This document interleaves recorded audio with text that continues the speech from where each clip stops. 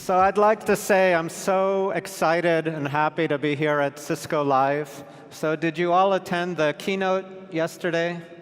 The message was fantastic and meaningful to me. It was about digital transformation, and it said now is the time.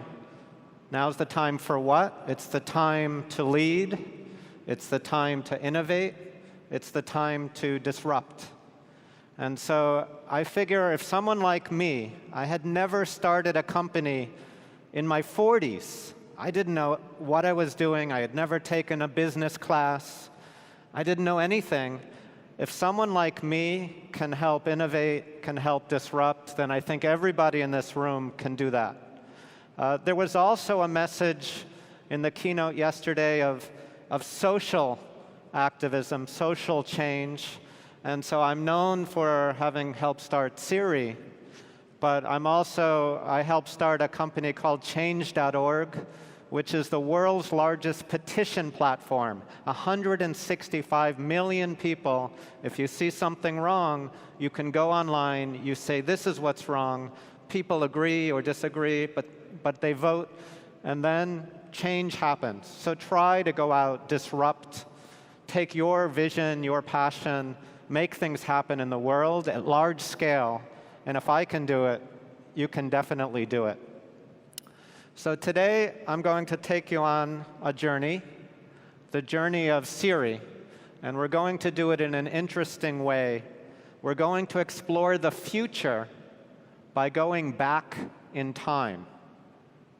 And people say, what? And so the reason is, I say everybody knows the Siri that we have in our phone today, and it's great. People tell me, my kids talk to it, they use it for their homework, for many things.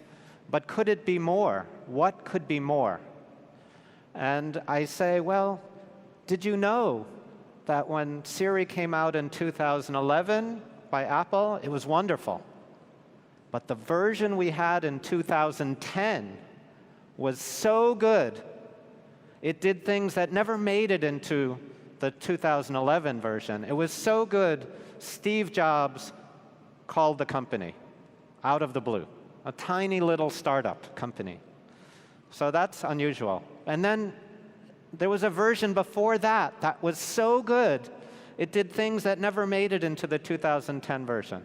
So I'm going to take you back in time, the story behind Siri, to understand the future of the automated assistant, what's going to happen now. And this future, it's not just interesting. I think it will be important to everyone here, as important as the internet is important as mobile is important. I think the assistant will be a paradigm in the next 2 to 3 years that will change everyone's life in this room. And we're going to explore that. So come with me on my journey. So as I mentioned, we're going back to the future to understand the future by looking at what came before, the past. And as Steve Jobs said, you can't connect the dots looking forward. You can only understand them, you can only connect them by looking backwards. So, to travel into the future and to the past, we need a time machine. So I've imagined, this is maybe the Apple Watch version, I don't know, 23 or something like that. It's a little bit more digital than the current, or analog than the current Apple Watch. But on a watch like this, a timepiece, of course, it should have a time machine. Apple has a product called Time Machine, but it's not in their watch yet. And of course, our timepiece of the future should have Siri in it. So Siri, take me back to October 4th, 2011. And here we are. So on October 4th, it was a very special and important day in my life and in my journey.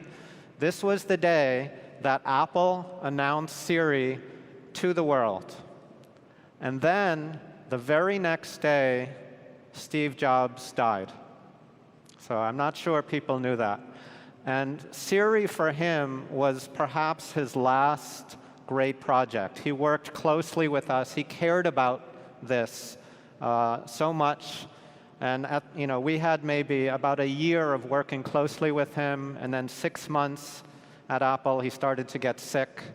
But we know that he was watching the launch of Siri from his house. And I don't know this for true, but I believe it. I think he saw this. He knew the future that was coming. And he said, I can go now. Apple will be dominant for the next 10 years. So let's look a little bit at Siri. Cancel call today. It's off your calendar. Good, because it's date night. Siri, what's my day look like? Another busy day today. Are you serious? Yes, I'm not allowed to be frivolous. Oh, okay. We have a flat tire. How do I tie a bow tie again? What's the fastest way to Hartford Hospital? Do I need an umbrella in New York this weekend? Remind me to call Chris when I get home. Move my meeting from 3 to 4. What does a weasel look like? Is it cold in Santa Fe, Raleigh, Cleveland tonight? Really cold, down to about 14 degrees. What is the weather like today?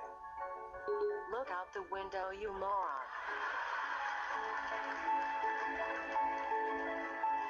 My name is Rajesh, but you can call me Raj.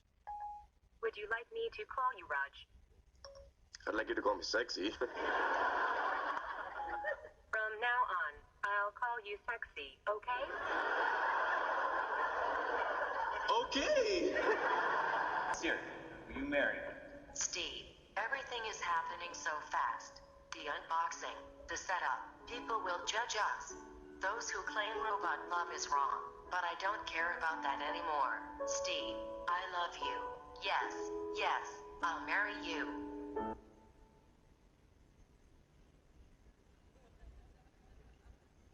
Congratulations. So as you see, when Siri came out, it became very, very popular. There were commercials on TV. There were speakers on late-night TV. And there were hundreds, maybe thousands, of fan videos.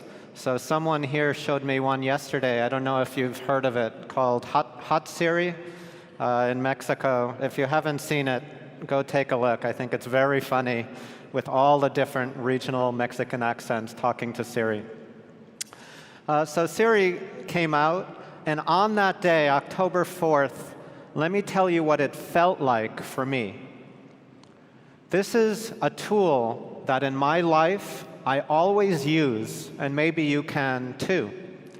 So when I'm working on something, when I'm fighting for something, I try to imagine and visualize what would success look like.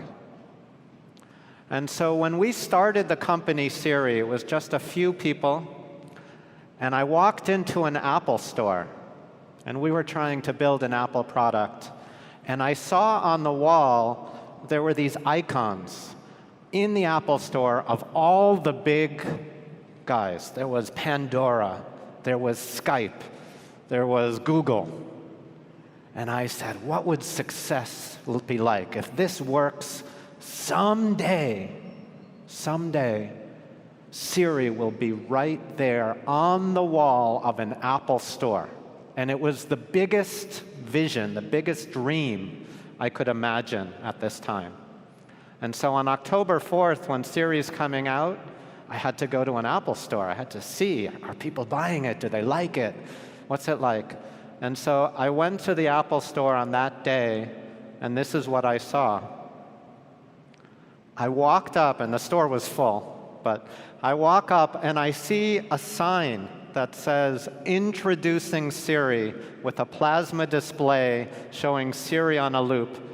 And the juxtaposition gave me chills, because I remember wanting to be one icon out of 100. And now we were the front door of an Apple store. It just blew my mind. So it's just a personal story, but it's something you can use. Try to visualize success, and more often than not, life will find a way to surprise you and tweak you and say, remember? Well, look at this. Look at this.